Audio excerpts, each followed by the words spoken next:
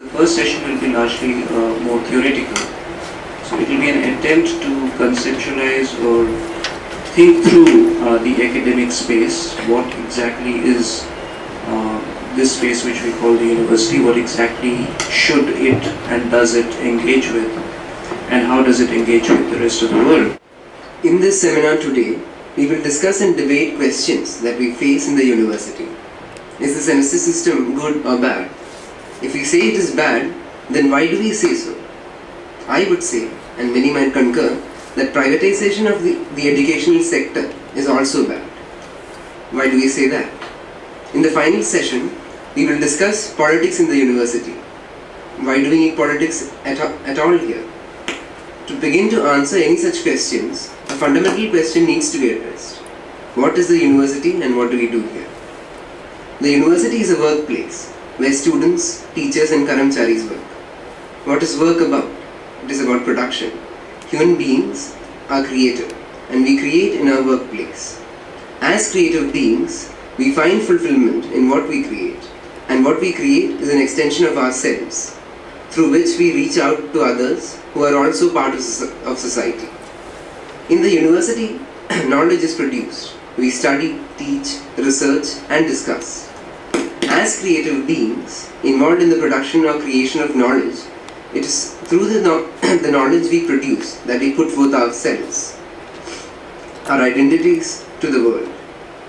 To truly find fulfillment, to be happy in other words, we would like to determine what we create, how we create and with what we create. This holds equally for teaching, learning, researching and by extension discussing.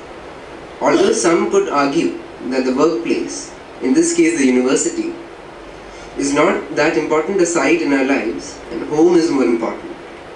But honestly, we spend so much of our time and energy here that it would be foolish to argue that it has no bearing on our happiness. Some amount of thinking should make this seem self-evident. So then, assuming that for happiness it is necessary for the space in its capacity as a workplace be fulfilling, we can contend that it is important for us to have a say in the decisions that determine its running. So if new changes are being imposed into its structure, we as the people who work here, and to whom by extension this place belongs, have the right to not accept these changes, and even to remodel older structures. What determines our likes and dislikes is the ability or inability of these structures to give us space for the fulfillment of our creativity. In this framework of those who work in the university, students are an uncomfortable fit. When teachers view them, or the administration, the students are either consumers or products. They are paying for a commodity, education, which they should get.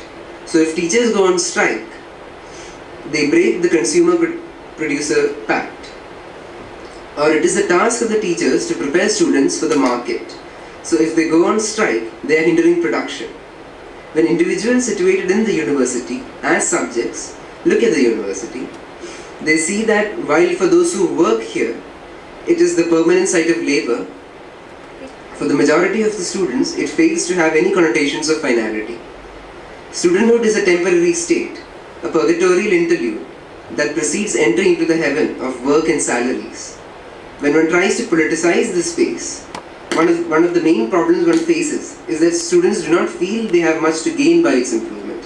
I am only here for one more year. A substantial number of professors have been cribbing about the semester system, but there is not much they can do.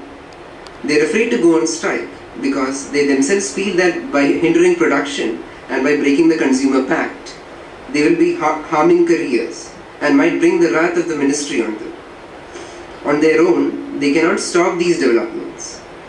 They need to communicate with the students, establish a bond altogether different from the pedagogic one that exists right now. They need to be able to think about students differently. Students as part of the same continuum as they, working in the university, desiring fulfillment, affected by what affects the teachers. In a system where value is eternally deferred, the formal manifestation being exchange value, even when they start getting salaries, they don't get fulfillment. what is common to the time when they will get salaries and now is that in both realms they labor, work, make use of their creativity and in circumstances that they do not determine. If I were to translate creativity in the register that agitational politics usually makes use of, it is nothing but a capacity and need to labor. Understanding creativity like this would allow us to elaborate upon the nature of the said continuum. When Marx says working class, does he mean only the male white industrial proletariat? Maybe. But what was the logic behind designating somebody as a worker?